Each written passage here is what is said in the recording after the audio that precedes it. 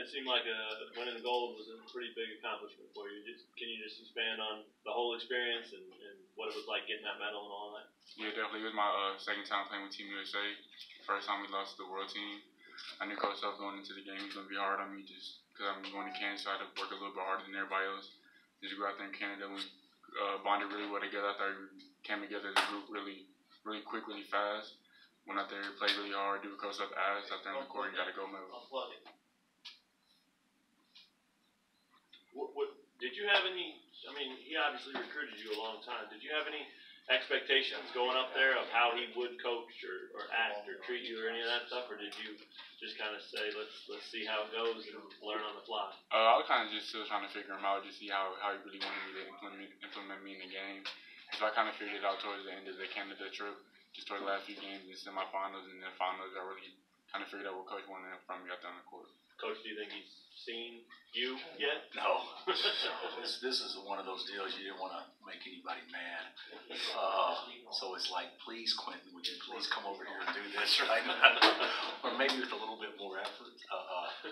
But no, he was great. I think it's new for these kids, and I think it's really healthy for them to be involved with other guys that are have similar skill level and talent, because most of them have never played with that before, and then trying to get them to all see the game through the only way you can enjoy playing a team of all-stars, in my opinion, is ball moves, you share it, that stuff. I think it'd be really boring and absolutely no fun to play with a group that had four really good players watching one guy play. And so he will tell you, we emphasize that the whole time. And the guys, for the most part, were really unselfish. And it was a great group of kids to be a part of, and good families. And certainly, they like you said, we gelled pretty good. It was a team that felt like we've been together longer than what we had. Well, you went from graduation at some point to Colorado Springs to Canada and now here. Just overall, what's the experience been like? It's been pretty tiring, honestly. We were in Colorado for about a week and 2 days, 2.5-hour practices for about a week. And then we flew to Canada.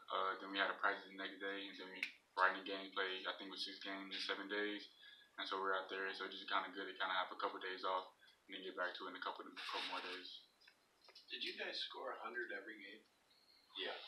Is that surprising and exciting? I mean, is that how did you do it? We thought we had a pretty good chance against a couple of countries after a pretty good first half, but I actually thought the strength of our team was probably defensively, but we did so well attacking in transition off defense or even off makes that it put so much pressure on our opponents that we could wear them down. But to me, scoring 100 points in a 40-minute game seems like a lot, but that 24 seconds makes a huge difference. And there's so many more shot attempts and resetting to 14.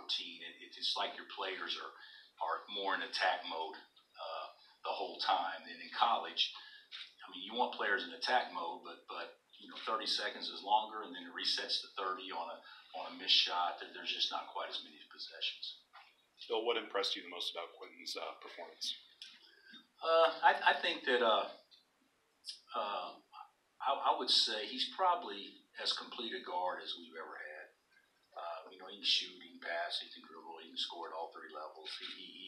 He's a really good player right now. But what I think impressed me as much as anything is that he's bright and as good as he is, he's competitive enough that I think he could really be special. But he's still streaky. He doesn't shoot it great all the time. I mean, there's a lot of things I could tell. I told him this that he, as good as he's been. I mean, he was the most valuable player in the event, and he'd be the first to tell you. If it had gone one more day, maybe there's somebody else that could have won. I mean, we were really balanced. But for the most valuable player, to me, still hadn't scratched what he can potentially do. Is real exciting. How do you think he fits in with this team?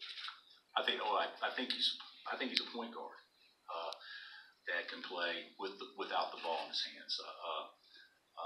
that's how we recruit him, and that's how I think he is, even after coaching him for a while. He will have arguably the best vision on our team. But there's a couple other guys. I mean, I think Devon's got good vision, and Diedrich may be the best passer in our program. But he's got great vision. He sees it, he feels it, but he doesn't have to have the ball to play well. A lot of guys need the ball to play well, and he doesn't have to have it. So he's a combo guard, a point that really is a combo guards, and that's kind of what we made our living on here, last several years. Most of the experience for next year's team will be up front. Did you get a feel for maybe some leadership up in Canada, and maybe you can bring that to the backcourt here next year? Yeah, definitely. Just being out there, we kind of had some 2019s out there. I knew them previously. I knew we had to do to win out there because we were playing against Argentina. We kind of came together, knew that we kind of had to lock in a little bit more because we were kind of coming in close at the end. So I really had to buckle down. I had to talk to a few players on the side, let them know to really get that rebound, get that stop defensively. So I feel like hopefully it'll translate pretty well here at Kansas. Did you like what you saw leadership-wise? Yeah, I did. I don't think he really had an opportunity to lead as much, because I think it's a lot of times it's easier to lead if the ball's in your hands more. Yeah, right. And the way that we played in this particular deal, he didn't have the ball in his hands as much as what he probably will here. I think he did good, but I don't think that's anywhere close to what I think our definition of being a leader would be compared to, we talk about leaders, which is all important. You can have a game day leader, you can have a situational leader, but somebody that takes responsibility and for everything going on in your program. And a good leader is, hey, where's everybody going to dinner? How are we going to handle with the recruits, or calling guys that we're recruiting, or when a guy's down, making sure you take him to lunch or something to see what's going on with him. I mean, there's a lot of things that go on, I think, to being a good leader, but he has the skill set to do that.